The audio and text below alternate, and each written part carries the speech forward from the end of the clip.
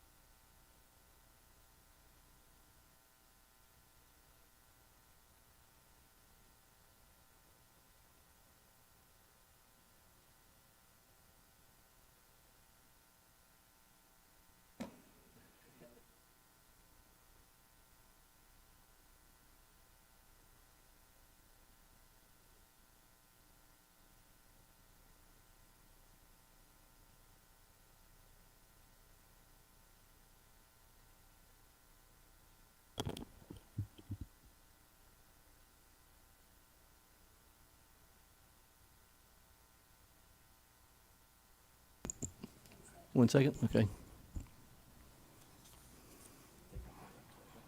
Mm-hmm.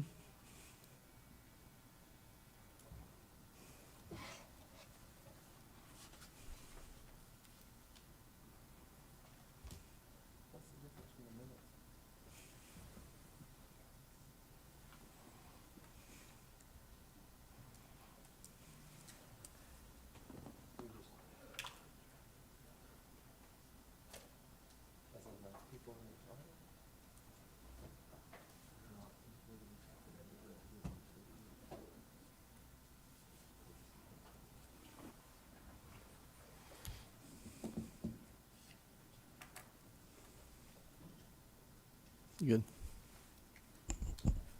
Good. Awesome. All right, I'll call to order the regular meeting of the City Council of the City of East Ridge, September 22nd, 2022, 6 p.m. I'd like to ask Daniel Beard with Action Church if he'll come forward, provide our invocation, and lead us in our pledge, if everyone will stand. That's able. Let us pray. Father, we come to you this evening asking that you be a part of this meeting. God, I pray that we know that wisdom comes from you. And God, I pray, God, that you would give us all wisdom, including myself in this hour, but even our elected officials and city employees. God, we know that protection comes from you. I ask God protection over our people here in this city. God, I pray, God, that over our police officers and firefighters and our other first responders that's on the front lines, God, I pray, God, protection over them. And God, I pray, God, that you give us direction and guide us. These meetings, some may not think they are important, but God, I believe that you are able to steer us and show us the important things. I pray, God, that you bring wisdom in this room, God, through these elected officials, through our city employees, God, to continue to make positive change here in East Ridge that will be both economically blessed for our city and both mutually blessed for our citizens and our community here. In Jesus' name, amen. I pledge allegiance to the flag of the United States of America and to the republic for which it stands, one nation, under God, indivisible, with liberty and justice for all. Thank you, Mayor and Council. Thank you, sir.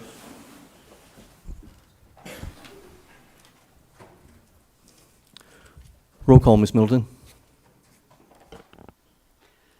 Mayor Williams. Here. Vice Mayor Chauncey. Here. Councilmember Cagle. Here. Councilmember Helton. Here. Councilmember Witt. Here. City Manager Dorsey. City Attorney Litchford. Here.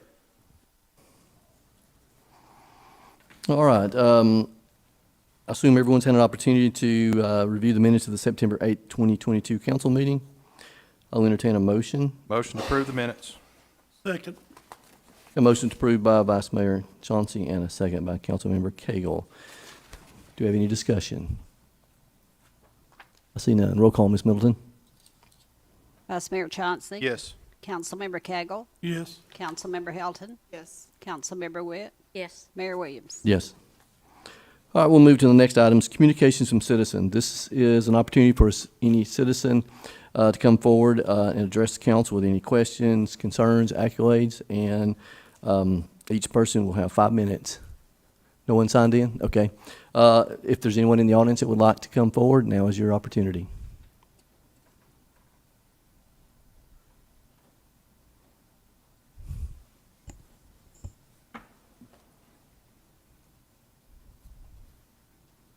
Yes, sir. If you'll give us your name and address for the record, please. My name is Dylan Bryant. I'm here on behalf of what happened at the school the other day. Basically, that's my nephew. You mind giving me your address, please? 3022 North Way Lane. Need my phone number? No, sir. Um, Yes, sir. Go ahead. I'm but sorry. yeah, I'm basically here on behalf of what happened to the at the school the other day. I was a student at East Ridge a long time ago, and like that's my nephew. You see what I'm saying? I mean, no harm, no foul. The whole thing about it is, I want to know exactly what administration is going to do, moving this stepping forward, as in like dealing with the officers. Like, are y'all gonna have some kind of mental competency test that they take in order to just be an officer of that nature? Because you know and understand, like it's different. Things have evolved. It's not what it used to be from when I was in school to what Right. it is now. Things have evolved, and so you have to have people of standards and people in good position and mental competency to be able to deal with these type of kids, regardless of what religious background, regardless of what ethnic, whatever. You see what I'm Agree. saying? You have to have somebody in there in order to deal with these kids. I have a nonprofit, and I deal with kids on a regular basis. You see what I'm saying? But when a problem come to this nature and this magnitude, some things have to be addressed. You know what I'm saying? Whether it's the parents, whether it's the kids, whether it's the officers, whether it's the teachers or whoever else.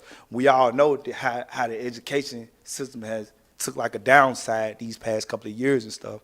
You know what I'm saying? But I mean, I basically want to come to some common grounds and ask, like, moving this day forward, like, what would be done in order to keep this from happening?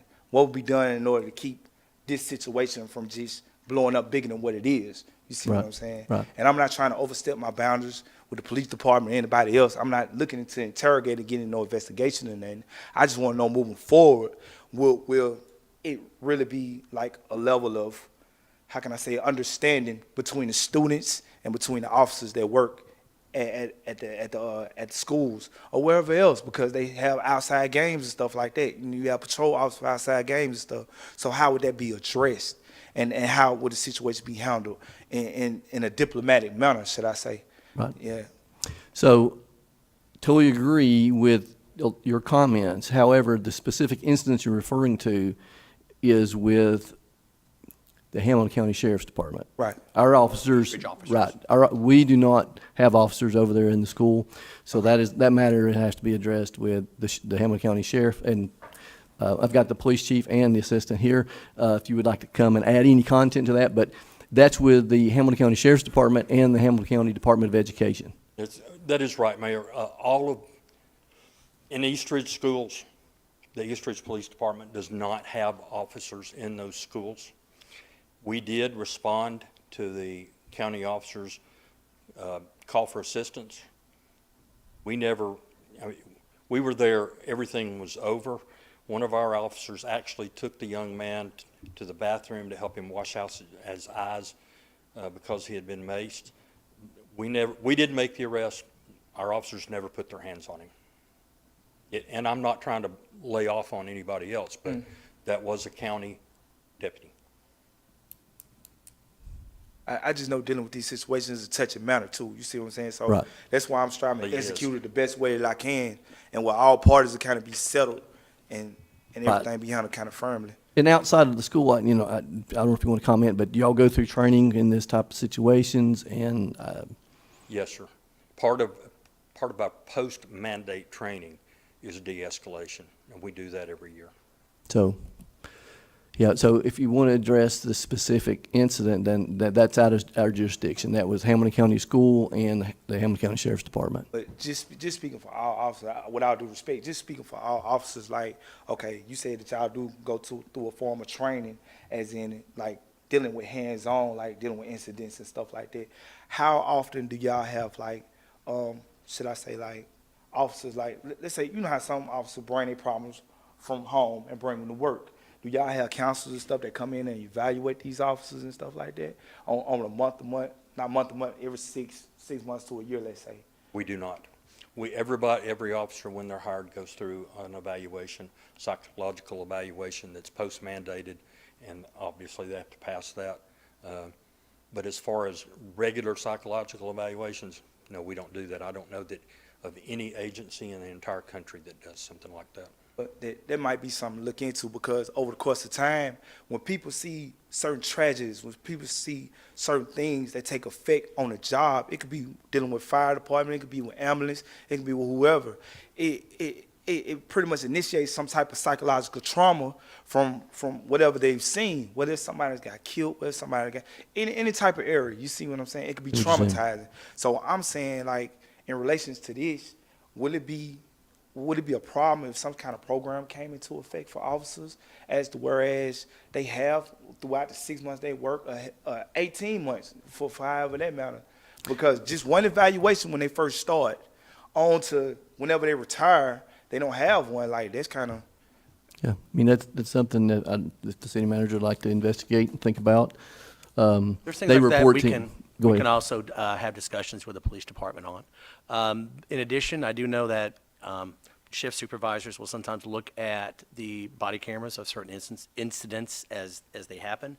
And in some cases, if they think it might not have been handled exactly how they would have handled it, they may sit down, talk to the officer, and do counseling with them every once in a while, just on things as well. So they do there is a monitoring Right. process, yes, sir, that is in place that deals with part of that. That's something. There'll be something like a reprimand or something, though, right? Like if an officer sit down with another officer, officer of higher stature, like the chief or the sergeant, something like that, talk to a officer like a regular just officer out there in the street. That'd be something like a reprimand or something. It won't be. Well, it doesn't necessarily, and I don't mean to speak for them, but it doesn't necessarily have to be a reprimand. It could just be counseling like, hey, in the future, you may want to do this instead of this. It may not be they did anything wrong, but there might have been a Mentoring, better coaching, way. mentoring and coaching, kind of. Yeah, mentoring, coaching. It might have been a better way to handle a situation. Not that what they did was wrong, but just to help them keep doing things right. Right. Yes, sir. Okay. Yeah. That'd be all. Thank you. Thank you very much, sir. But thank you for coming up and speaking Yes, to us. thank you. Thank you. All right, is there anyone else? All right, I don't see anyone else, so we'll move to communications from council members. Start on this side. Councilmember Cagle? Yes, sir, I've got really two things, but I'm gonna wait till the tentative agenda to discuss one of them. Okay. And this one here is about phone calls that I've been receiving about, somebody check her pocketbook over there, because she's gonna shoot me when I bring this up. No, I won't, will I? Okay. She had to go through a metal detector. Nuisance of dogs and cats running loose, okay? We need to, I've got our ordinance right here. It's very vague on certain things. Some things we don't enforce in it. And I understand that we've got a trap, neuter, spade, release. Okay. Well, if I call the animal shelter, they bring the trap to my house, and it's a feral cat, or we don't know who owns it, I don't want it brought back to my house. So our trap, neuter, spade thing, they catch it, they fix it, then they bring it back where it was picked up. Well, I don't want it back in my house, and that's the comments I've been hearing. So, then another thing about that, if we don't have enough cages at the animal shelter, or when somebody calls about a bunch of cats, then we need to go buy some. Because, just like over on East Ridge Avenue, a lady moved out, left this big colony of cats over there, and it was on social media about that. Another time was a cat sleeping on cars, scratching his cars. And the main one that's really upset is a lady up here off Seminole, this colony of cats down there. When this lady feeds them every evening, well, they disperse because their belly's full. So they walk off up here and they scratch in this flower garden and do their thing and spray and mark their spot. Well, all that stuff stinks. So we need to declare who's going to be the owner of these colony cats, who's going to be responsible for them. Just like down at my house, we don't leave our cushions out because cats come through at nighttime, sleep in our cushions, scratch them, throw up on them and everything. So we need to, I'd like to ask you to sit down with me and go over this thing and give you my opinions and see if we can't do some things, because I've done a little research on the Tennessee state statute thing. And let me read this 5-1-120. Then this is a Tennessee thing. It says, power to regulate stray animals gives the counties the power to regulate capture, impound, and dispose of stray dogs or cats. All right, there's another thing here for municipalities' authorities. I didn't write all of it down, and then there's 13 or 14 different states in the United States that have strict feral cat laws. And I've looked this one up here, and this is a public nuisance animal, feral cats, and this one is really strict. So I'd like to look at this and see if we can't do something about these cat. Sure, I'd be happy to sit down with you and look through that. The only things I see might be a problem just off the top of my head is if it's a feral cat, I don't know if they can be domesticated afterwards. And we are a no-kill shelter. It'd be different if we weren't a no-kill shelter, but being a no-kill shelter, if you take in feral cats and you get them spayed, neutered, released, whatever the name of the program is, then at that point, your only option is either A, you're going to kill them, or we put them back out where they were found. So hopefully the whole point is it was supposed to reduce the feral cat population, right, to where they couldn't reproduce. But of course, not everybody's, been able to do that. I'm happy to start checking into seeing, I don't know, I haven't heard anything about the cat cage issue, but that's just what pops in the top of my head, but I'm happy to look and through the ordinances and see what other cities have done too. Feral cat things, okay. They originate from And I don't have domestic. cats, so. Now, they originate from domestic cats that people have moved off and left, okay? That hadn't been spayed or neutered. So they go out here and they create these colonies. They drop a litter. Well, this is half domestic. They drop a litter. This is no domestic. So that's how the feral cat population has got out of control. So, and the cats running at large, well, they tell you that they can't come out and pick them up unless you trap them. So we need to get some cages that we can give the citizens to trap them. But that's something I'd like to talk to you about and bring up and Yes, sir. try to get this. Okay. I'd like to say something about the animal shelter. I happen to be, I guess, what they call a cat feral feeder. So, my colony has gone down greatly since they trapped them and neutered them. Now, my neighbors on the other block, he isn't quite as diligent about getting those neutered. But they do make pets, but not good indoor pets. I got one that did, but two of them that have not. They don't want to be picked up. They don't want to be trapped in any way. They'll let you pet them, and they want you to feed them. But here again, the reason he said that is I am a feeder in my neighborhood. But I want to give a shout out to Crystal and the group because they've done a great job on my cats. So. Thank you, sir. What's the average life of a cat? Oh, well, I've had a couple that's lived 17 years, but I just had a feral cat that passed away. We didn't know how old it was because of the fact it took us 4 years to catch it. They're not stupid, okay? They're very smart cats.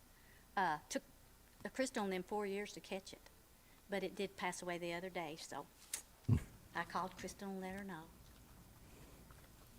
Thank you, sir. Yes. Vice Mayor Johnson. So you might know more about this than me, but I heard that feral cats were very territorial. Yes. If you have one in an area, you're very unlikely to see two at any given time because of how territorial they are. All of mine are black. I'm not sure where they're coming from. Every one of them are solid black that I guess fed. What I mean is that if you remove one out of its territory, you're very likely just to get another one right back in there. Yes. Yeah. Well, Immediately.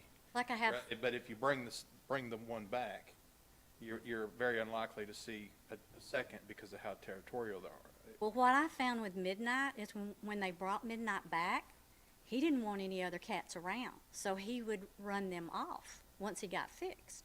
They would come in to eat, and then he would want them to leave. But when Midnight died, Maximus showed up. So, and he's made a really good cat too. But now you don't pick them up; they don't want to be held. You know, and if two, you know, they may. I don't see them during the day at my house, but on my blink cameras, every single night, I see them walking around my sidewalks, around the side of the house there, but in the daytime, I never see them. I don't feed them, but there's not a problem to me. Mine are on camera. And I think they might keep away certain pests, you know, that you may not rather have, so. I will say this, my neighbor had to call the pest control for rats. He had a dog. We don't have that problem at our house, so. Life in the big city. Life in the big city. But I do appreciate what the animal shelter does, because they've been really great for the cats in my neighborhood. Now, but you know, you just need to call them and tell them what your problem is, and Crystal gets out there and fixes it. Anything else? Councilmember Hilton? Councilmember Witt? Oh, I would like to see if it's possible for us to get one last picture with Stan Allen at the council meeting, since he's informed me when we leave here, he's off duty. Is that possible? Before we leave? I can still order them right now. Okay. Do you want to do that at the end? You want to do it at the end of the Wherever meeting? y'all want to do it, but I would like to, I'll order them to stay till the end of the meeting. Yeah, let's Is that do it okay? to the All very, right. very end. I want to torture Stan one more time. He has been wonderful. I did, but I was dressed different. I had to go home and change. Anything else? No. All right. So I have a few things that I'll cover.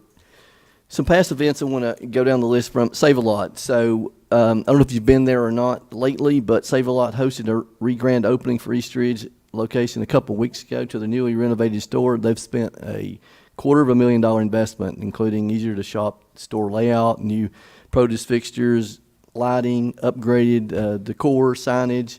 So they've invested in East Ridge, and it looks great. So if you get an opportunity, go by and see what they've done at Save a Lot. Then I want to do a shout out and a thank you to the East Ridge Optimist Club for hosting the 9/11 Luncheon, which actually occurred on September the 9th, in honor and remembrance of September 11th.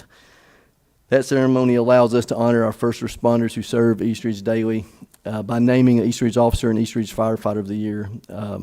East Ridge Fire Department named 21-year veteran Battalion Chief Jeff Duncan as the Firefighter of the Year for 2022, and Police Department named Traffic Officer Terry Smith as the Police Officer of the Year 2022. And Terry began his career at East Ridge Police Department in 2017. So special thanks out to the Optimist Club, Ginger Howard, Howard Mackey for being the chef of the event. And as always, we thank our local first responders and their dedication and commitment to our city. Then on 9/11, I was humbled to attend and support individual representing East Ridge as well as other communities in the area. The participants climbed 110 floors or walked 3.4 miles around the baseball field.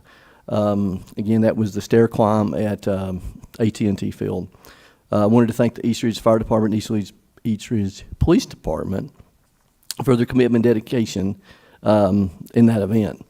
Let us never forget those days, that those individuals lost lives trying to rescue others. For the fire department, we had Jason Albright, Josh Williams, and Randy Albright. In the police department, we had Scott Darwin that actually walked the 110 floors. Then this past weekend, if you didn't have a chance to go to it, I went both days. They had the taco festival at Camp Jordan. This was an amazing event. There were over 100 and close to 170 vendors, I think. Vendors, crafts, games, music, food. It brought thousands and thousands of visitors to our city as well as residents attending Camp Jordan and East Ridge. That economic impact is amazing to our local business and sales tax collection. A huge thank you to East Ridge Parks and Rec Department for their hard work to make that event wonderful. They were out there running garbage, emptying garbage cans, keeping everything up to date, helping vendors. It was they've done a great job, so kudos to them. And with that being said, it was kind of coincidental, but I received a letter from Seth Champion, and I want to just kind of read it. So Seth Champion is the owner of Champy's Chickens. Dear Mayor Williams, I'm writing you in regards to a valuable asset we see in Camp Jordan Park. Camp Jordan has been a vital factor in the overall revitalization of East Ridge and Exit 1 as a whole. It is one of the largest contributors to the success of Champy's in East Ridge. Various events that the park hosts in thousands of guests for our establishment each week. The events held at Camp Jordan not only bring in endless new faces in the area, but also provide the area with a strong sense of community. Camp Jordan was a major factor in the placement of his store in East Ridge, which is Champy's. As East Ridge is a small sector of Chattanooga, Camp Jordan is the crown jewel. And the park has been an extremely beneficial component to their restaurant and our entire town. So I wanted to read that Seth had sent me this past week as well. Then one thing I wanted to mention today, we had a ribbon cutting. So I wanted to welcome our newest hotel. If you get a chance, if you go down by Frawley, down 41 and look up on the hill, you'll see a beautiful Town Place Suites in East Ridge. And they had their ribbon cutting ceremony. And it was my honor and others, council members, to participate in the event and support this new business. And I was also honored to present the Chattanooga Area Chamber of Commerce proclamation recognizing September 22nd, 2022 as the Town Place Suite Day. So that was cool that the Chamber did that. So we want to thank Roshan Amin and Dynamic Group for their commitment and tremendous investment in East Ridge. And it's a beautiful hotel, and it has amazing views when you go up there to it. Have another item, but I'm going to save that for just a few minutes. But also, I wanted to also speak about our fall festival, October 22nd. You're going to hear me talk about it every meeting. We're now up to over 100 vendors. It's going to be an amazing event for East Ridge. I asked the Parks and Rec if they would consider and host a fall festival after the great turnout and all the excitement and energy and requests for us to continue to fall festival from when we had our centennial. Well, they're knocking it out of the park. They're doing an awesome job. So remember that date, 22nd of October. And that is all that I have. So I'll pass it off to City Manager Dorsey. Thank you, Mayor. I just have a couple things. I wanted to give you, I'm surprised you didn't ask me. I'm going to give an update on I expected you multimodal to give us an update. and North Mac Smith. Matter of fact, I actually have the update from the engineer right here. Mac Smith, I'll start with that first. The design is in the right-of-way and utility phase. The right-of-way appraisals have been released and the consultant for negotiations and title work has been secured. Utility relocation work should begin within the next 30 to 60 days, primarily EPB, Comcast, and AT&T to relocate to new poles. Final design and bid documents are in progress as we speak and should be completed in the next 30 to 45 days. Once the right-of-way is secured, the project will be ready to bid. On the multimodal, we have the curb, gutter, and sidewalk has been constructed from Kingwood down to John Ross with just a few driveways left to reconstruct. Drainage has been completed from Kingwood to Merrill Street. Curb and sidewalk will now follow in that area. And the recently closed eastbound outside lane between the police department and McBrien, they've done that to start the drainage construction in that area. Remember I said when they finished the first section, they would start moving down to the second because there's different crews doing different things. So right now, they're basically doing saw cutting of the pavement in that area. So that's the update on those two projects. A third one, which is something that has been talked about a lot, is the paving of the driveway aprons by Tdot.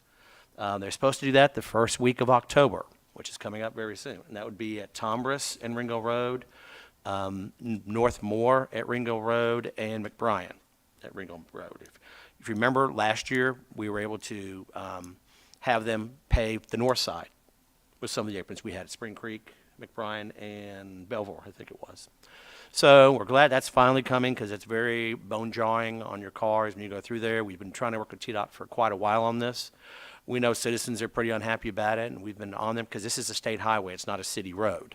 So we've been on them, and I'm just glad to say that's finally going to get done. Thank you. Yeah, we wish they had addressed those aprons when they repaved, but they didn't, so we had to re-engage them a couple times. Exactly. So then finally, I know you're going to jump in here with me too, because we discussed this earlier. I want to thank Stan Allen for all of his years of service to the city of East Ridge, and as a officer within the city of Chattanooga for the various ranks he held.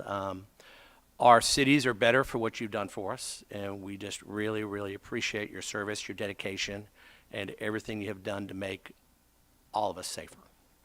So we really, really thank you for that. With that being, if you want to jump in at certain points, you're welcome to. Go ahead.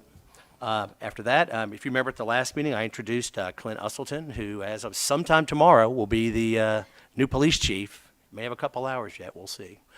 But he'll be our police chief tomorrow. And I also want to introduce Josh Creel. He's here, and he is our new assistant police chief. So if you would congratulate him on his new role, and we're looking forward to seeing where you guys take this department in the future.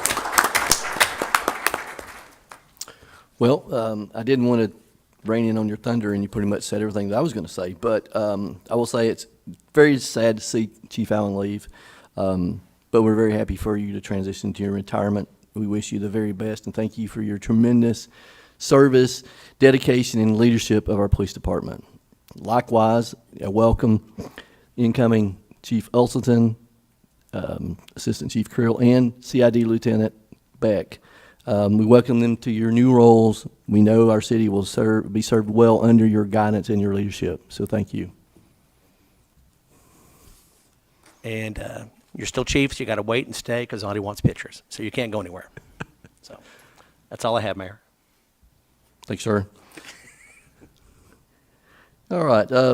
We have no old business, so we will move into new business. Item A, resolution number 3316. A resolution of the City Council of the City of East Ridge, Tennessee, approving a temporary special events beer permit for Randy Carpenter on behalf of Adventure Van Expo. Thank you, Mayor, and Mr. Carpenter's in the audience, obviously. As you know, he's done a fantastic job working these events for us as our concessionaire at Camp Jordan. We really appreciate him for that. He's coming before us. Sometimes, both the council and the beer board can approve these permits now, but depending on the timing of when it comes, that's why this one's still coming before the city council this time. But it's for the Adventure Van Expo at Camp Jordan Park. It's from September 30th to October 2nd. And I know he knows all the rules about what we have to do to identify people and how we have to cordon off certain areas just for the sale of beer and things of that nature. But he is here if anybody has a question for him. Well, thank you, sir. I'll entertain a motion for resolution number 3316. I make a motion to approve resolution number 3316. We have a motion to approve by Councilmember Witt and a second by Councilmember Helton. Do we have any discussion? I see none. Roll call, Ms. Middleton. Vice Mayor Chauncey. Yes. Councilmember Cagle. Yes. Councilmember Helton. Yes. Councilmember Witt. Yes. Mayor Williams. Yes. I just want to say one other thing real quick. If it's okay with council, I want to start looking into a better way to help Mr. Carpenter with some of these beer permits. When we first envisioned this, we didn't realize how successful Mr. Carpenter would be with the events that he's been able to do at Camp Jordan and having to come in multiple times for permits if it's on the exact same site. In other words, in Camp Jordan, you know how it's set up. The arena, you know it's set up where you have to have your area set up and that sort of stuff. And when it's outdoors, it may be something similar, but knowing exactly where you're going to be, if police will be needed and things of that nature. So I just want to let council know, with their blessing, I may try to tweak this some to make it easier for him within Camp Jordan. He doesn't have to come every single time unless there's a major event that we need him to come to. But that's up to you all. But if I get nods, I can just start moving forward with it. Thank you. Thank you, sir. All right, we'll move to item B, resolution number 3317. A resolution of the City Council of the City of East Ridge, Tennessee, authorizing the city manager to designate a purchase the GridSmart detection camera processor and new software from Cubic Its Inc. as a sole source purchase. Thank you, Mayor. This relates to the processors that we have down at Exit 1 and St. Thomas, right there. When all that was reconstructed, instead of putting in the traffic loops in the pavement, they have the sensors that are mounted up on the traffic lights in order to be able to detect when the cars come. One of those just went out recently, and we replaced it. And in the past, if we've had issues, we might have been able to borrow one from Chattanooga till we could buy one. But as you all know now, the way time, what do you call it, the lag because of COVID and supply chain and all Supply that chain stuff, issues. things can be delayed. Mike Gailey requested that we buy one of these just to be able to keep on standby in case we have an incident. Because if we have one and we can't get one from Chattanooga, then we could have some problems on Ringo Road because you'd have to cycle the lights and not have them censored, and it could cause more backups and things of that nature. So. Thank you, sir. I'll entertain a motion for Resolution 3317. Motion to approve. Second. Have a motion approved by Vice Mayor Chauncey and a second by Councilmember Cagle. Do we have any discussion? One question. Yes, sir. I noticed this company's out of Knoxville, Okay. and I don't see any price on here for freight. They gonna ship it for nothing? I would hope that includes all of it, but I will find out. Well, This is what I was given by Mr. Ailey, so I would assume it would include everything. If not, when one of us makes a trip up there, we'll just pick the thing up. But that's a good point. Thank you. Thank you, sir. Any others? Any other question? See none. Roll call, Ms. Middleton. Vice Mayor Chauncey. Yes. Councilmember Cagle. yes. Councilmember Helton. Yes. Councilmember Witt. Yes. Mayor Williams. Yes. We'll move to item C. Believe we'll be getting an update from the Housing Commission regarding 711 State Line Road. All right. Mayor, Council, at the 5 o'clock today, we had a emergency, or a special, I shouldn't say emergency, a special called Housing Commission meeting. This arises out of a piece of property located at 711 State Line Road that has been before the Housing Commission close to 2 years now. As by way of history of this, this is a piece of property where the front portion of the property was inspected back in around, I want to say around April of this year.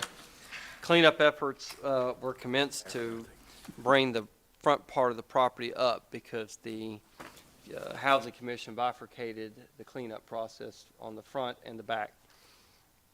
The front was brought at least to the satisfaction of the council and the code enforcement for purposes of determining that the front portion no longer is in non-compliance with really the International Property Maintenance Code, which was adopted under Title 12 of the East Ridge City Code. The rear portion of the property are the issues now, and you've been handed a series of photographs that we'd like to make as part of the record tonight, Ms. Middleton, that Chief Building Official and Head of the Code Enforcement Department, Michael Howell, has submitted to you all for review. At the Housing Commission that was here at 5, the body heard evidence put on by the Code Enforcement Department, Mr. Howell, as well as heard from the occupant representative of the city, Mr. Larry Watkins. Based upon the record as a whole at the Housing Commission, it moved for the city to complete the cleanup of the rear of the portion of the property. If this council recalls, back in June of this year, you all passed Resolution 3277, which authorized the city to undertake cleanup of amount $18,000 was the amount. Thereafter, this council stayed the effectiveness, or at least stayed the execution of Resolution 3277 to allow the property owner additional time to undertake the cleanup efforts himself. In addition to that, the council requested recommendation from the Housing Commission to further study this and bring back tonight what its findings were and what motion it passed. And so at the Housing Commission, as I said, it moved to clean the property up and move forward with the efforts to clean up. Since that time, the bid price was lowered from 18,000 down to 14,500, and that bid is still effective up through tomorrow. So if the matter tonight is before you is to lift the stay of Resolution 3277 and otherwise renew and reapprove, or renewing and reapproving the bids for the removal of the rubbish and garbage, debris, and other personal property at the 711 State Line Road property. Mr. Howell is here on behalf of the Code Enforcement Department, as well as to provide us any additional information that occurred at the Housing Commission, if you have questions for him.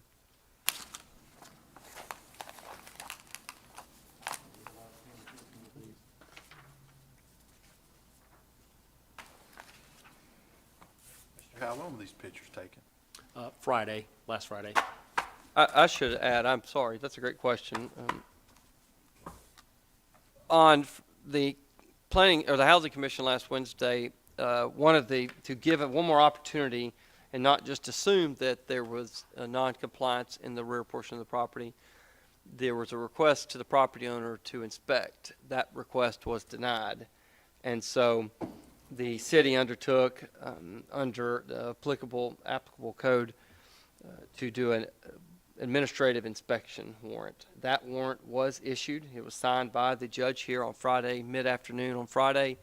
And so the code enforcement went out Friday and captured these pictures.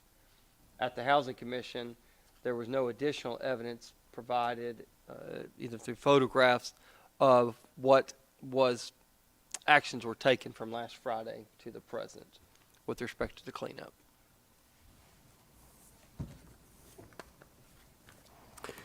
Thank you, sir. Council, do you have any questions? So the recommendation from the Housing Commission was to proceed with the cleanup. That's correct, Mayor. Thank you, sir. All right, then I will move into item D, which is the actual resolution number 3318. A resolution of the City Council of the City of East Ridge, Tennessee, lifting the stay of resolution number 3277 and otherwise renewing and reapproving bids for the removal of rubbish and or garbage, debris, and personal property at 711 State Line Road. Thank you, sir. I'll entertain a motion for resolution number 3318. Motion to approve resolution number 3318. Second. We have a motion to approve by Councilmember Hilton and a second by Councilmember Whitt. Do we have any discussion? I'm curious, how much land is all this property size? I think it's just a little over 1 acre, I believe it is. Is the property owner here? I don't see him. No, I don't see him either. I just thought he might deserve Well, a chance to speak. he would not have a chance to speak unless he came up during citizen communication. He had an opportunity during the Housing Commission. And the amount of this bid's going to be placed as a municipal lien. That's correct, Councilman.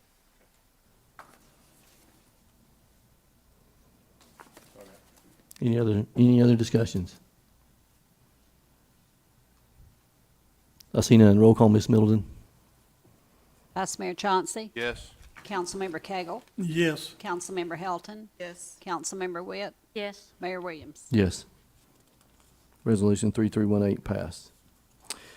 That is the last item we have on the agenda. So the next item is to discuss our tentative agenda for October the 13th, 2022. First item is our employee milestone awards for August. We always like to recognize our employees when they reach a milestone, working with our city and their dedication. We would not have any old business. And then in new business, we would have an unnumbered ordinance for a budget amendment. It would be the first reading. Yes, sir. Yes, sir. We'll be submitting a budget amendment dealing with the following items. One, funds received from the state of Tennessee for Sterling Holdings that was transferred to the IDB. That's one item. No city funds are used in this transfer at all. It was all state funding.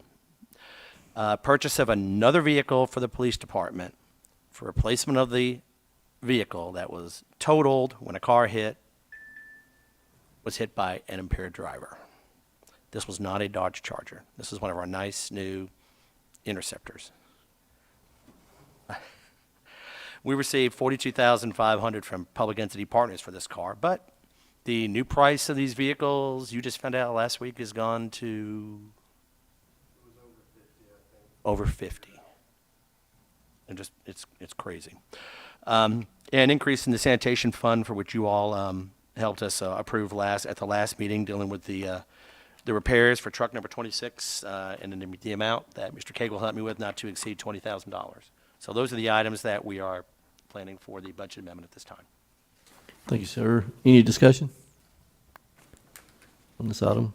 I see none. The next item would be a non-numbered ordinance.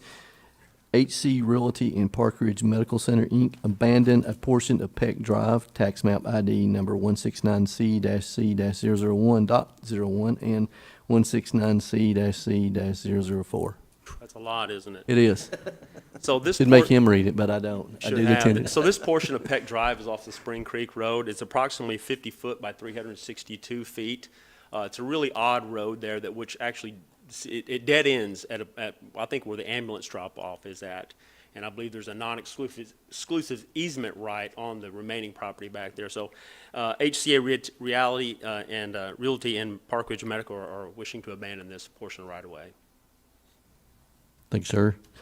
Any questions, council? I do. Yes, sir. I thought we had already abandoned that back to there when they built that parking lot, and put their, I think it's a big generator over there in that parking lot.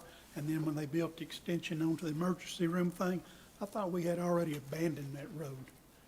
Not that I'm aware of, Mr. Cagle, no. So, and Peck Drive goes all the way back to that, in front of Galen and on back to that next street.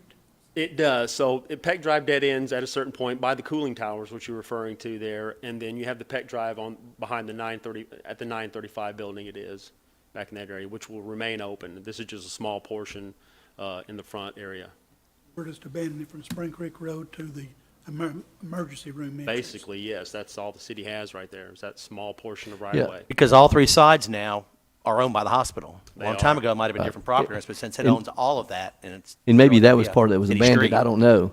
But they're still gonna use it for the emergency room, but Or they may redesign. or redesign it, but yeah, they're just wanting to, Still not gonna be able to use from Spring Creek Road back to Galen Group, or that doctor's building back there? That would be the applicant when they're here to discuss that. I haven't heard plans to just, automatically abandon this from, having, traffic go through this. So that would be on them. And I would hate to make the supposition, but I would think they would still want Yeah, a clear route to get to their yeah. Agreed. medical provider. So I would Yeah. assume, bad word, but that would still be included. I was just, I don't know why, but I've got in the back of my head, we done abandoned this once, and nobody uses that other road all the way back to it, except for the patients to Galen Group. So, in the road that goes behind the hospital, it don't go all the way back out to Spring Creek Road. So, keep from future abandonments, I wouldn't mind seeing us abandon the whole thing. Give the responsibility to them. This would abandon the whole thing, I wouldn't think this would be the last piece. it? This would abandon the whole So thing. I think it would. Right. Now, I'm talking about where it goes back there, goes behind the hospital, goes left, comes out in front of those duplexes. Yeah, that's off, is that Gleason, I think it is? Graston. Graston, sorry. Graston. Graston, yes. Okay. That's a portion of Peck Drive. So that's part of Peck Drive, so what I was kind of suggesting, we kind of abandon it all and give it to But them. I think that property owner is not HCA from that over, correct? I don't believe it is. This is Yeah. what they brought to the city of East Ridge, was the planning commission approved to this portion of right-of-way abandonment. So I think Galen this, Group is not theirs. I don't, no, I'm thinking the wooded area, which is on the other side, I don't think they own that, so that could be a disagreement, or we'd have to work out, because you'd have to have both parties to agree. yes, that is not owned by Park Ridge, right? That's So that could be the only complication there. And it's not the Galen Group either, it's Chattanooga Family Practice. Hospital bought that, because it was a horse farm at one time. All right, any other questions? All right, next item is an unnumbered resolution, resolution to delegate review authority for eligible subdivision plats to the Chattanooga-Hamilton County Regional Planning Agency staff as detailed in Public Chapter 994. So Mayor and Council, this really doesn't change anything on our end. The Tennessee General Assembly passed House Bill 2534, March the 21st, 2022 of this year, basically just delegating how municipal commissions or planning agencies and regional planning agencies delegate their plat reviews. Since RPA does all of our plat reviews, and I do help on occasion on those things, it would still be in their hands to be in the review authority for that. So nothing's really changing. All the municipalities in Hamilton County are having to adopt this same thing right now. I think Saudi Daisy just went through this not too long ago. Thank you, sir. Any questions, council? I see none. All right, is there any other items we need to discuss? No, I thought you addressed yours? but that was mine about Okay. the Peck Drive. Okay, Ladies? ladies. Well, before we adjourn, like you said, Mr. Lucian, I think we need to have our photos with Stan down here, so we can also have it recorded, since it's his last official act that I can make him do. Good with me.